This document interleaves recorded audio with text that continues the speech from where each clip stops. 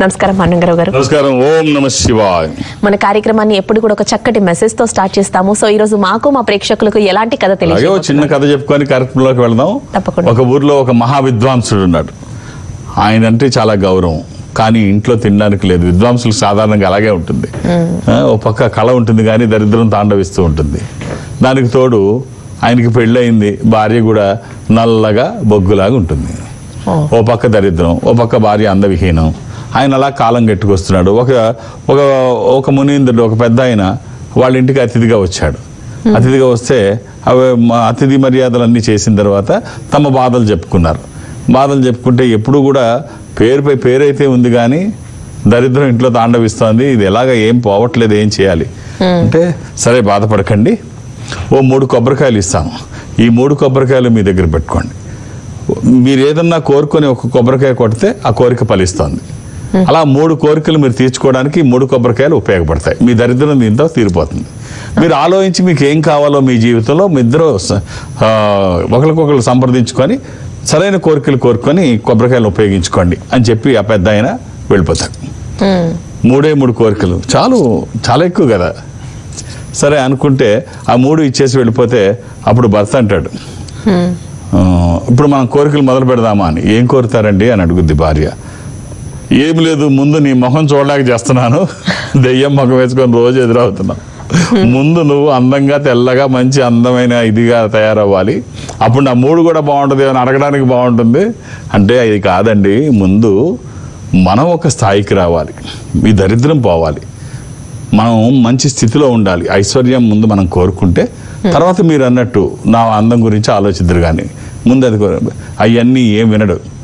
నేను చెప్పినట్టు నువ్వు విని తీరాల్సిందే, నీకు తెలియదు, ఉండు, ముందు నా 3 పాడు చేయకు, ముందు నీ దరిద్ర మొహం పక్కన పెట్టు, అది పోవాలి అని చెప్పి ఒక కొబ్బరికాయ కొట్టి నా భార్య అతిలోక సౌందర్యవతిగా మారాలి.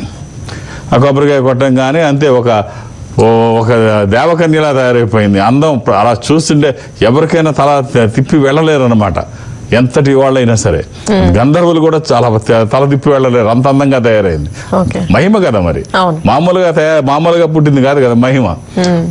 అసలు ఎంత అందం అంటే చెప్పడానికి వీల్లేదు, అంత అందంగా తయారైతే. సరిగ్గా అప్పుడే అటు నుంచి యువరాజు గారు గుర్రం వేసుకొని వెళ్తుంటాడు దీంట్లో రథం మీద వెళ్తుంటే చూస్తాడు, ఎవరి అతిలోక సౌందర్య రాశి మతిపోతుంది.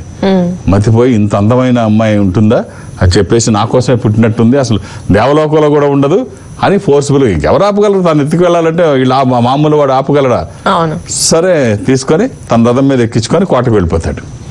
కోటకు వెళ్ళిపోయి అక్కడ ఒక గదిలో బంధిస్తాడు. తన గొడవ చేస్తుంటే నార్మల్ అయ్యే వరకు అరుస్తారు కదా మరి, కేకలు వేసి గొడవ చేశారు. సరే ఇక్కడ వీడు కడుపు మండిపోతుంటుంది. రాజుగారు ఇలా తీసుకెళ్తాడే వీడి సంగతి తెలియాలి, డామ్ డూమ్ డెక్కర్ అనుకొని, నా భార్య అందమైన ఇదిలో ఉండబట్టే కదా తీసుకెళ్ళాడు అని చెప్పి, నా భార్య ఒక ఎలుగుబంటిగా మారిపోవుగాక అని చెప్పేసి ఇంకొక కొబ్బరిగా కొడతాడు. అది ఎలుగుబంటిగా, పాపం భార్య ఎలుగుబంటిగా మారిపోతుంది. ఎలుగుబంటిగా మారిపోయి తర్వాత యువరాజు గదిలోకి వెళ్తాడు. శాంతించి ఉంటుంది. తర్వాత చూద్దాం, ఎంతో టైం తీసుకుంటాడు కదా, ఎప్పటికప్పుడు వెళ్ళక తప్పదు. వెళ్ళిన తర్వాత మంచి ఆకలితో ఉంటుంది, మంచి కోపంతో ఉంటుంది. ఓ దెబ్బకి అవన్నీ మొత్తం అన్ని చిందరవందర చేసేసి రాజును కూడా చంపేస్తుంది. యువరాజుని చంపేసి బయటకు వస్తే అందరు బెదిరిపోతుంటారు. ఆ రక్తం అదంతా చూసి, వీరంగం చూసి ఆ విలయతాండం ఆడేస్తుంది రోడ్ల మీద. అదంతా చూసిన జనం బెదిరిపోతుంటారు. ఆ బెదిరిపోయి భర్త దగ్గరికి వెళ్తే, భర్తకు తెలుసు కదా చేసిన తనవే కదా, వెళ్ళిన తర్వాత ఇలా అయిపోయావా అని చెప్పి, ఇంక చేయగలిగింది ఏముంది, ముందు నా భార్యగానే మారాలి అని చెప్పి 3వ కొబ్బరి కొట్టి నార్మల్. అయితే వరాలు కూడా మనం సక్రమంగా ఉపయోగించుకోకపోతే అవి ఎందుకు పనికి రాకుండా పోతాయి. ప్లానింగ్ అనేది చాలా అవసరం జీవితంలో. మనం ఏం చేస్తున్నాము, మనకేం కావాలి అని తెలియకపోతే అవకాశాలు కూడా వృధా అయిపోతాయి. సో భగవంతుడు ఎవరికి శాపాలు ఇవ్వడు, వరాలు ఇవ్వడు, అవకాశాలు మాత్రమే ఇస్తాడు. వచ్చిన అవకాశాన్ని ఎవరు సద్వినియోగం చేసుకుంటే వాళ్ళు గొప్పవాళ్ళుగా ఉంటారు, లేకపోతే అవకాశాలు కూడా ఇలా వృధా అయిపోయే ప్రమాదం ఉంది. చాలా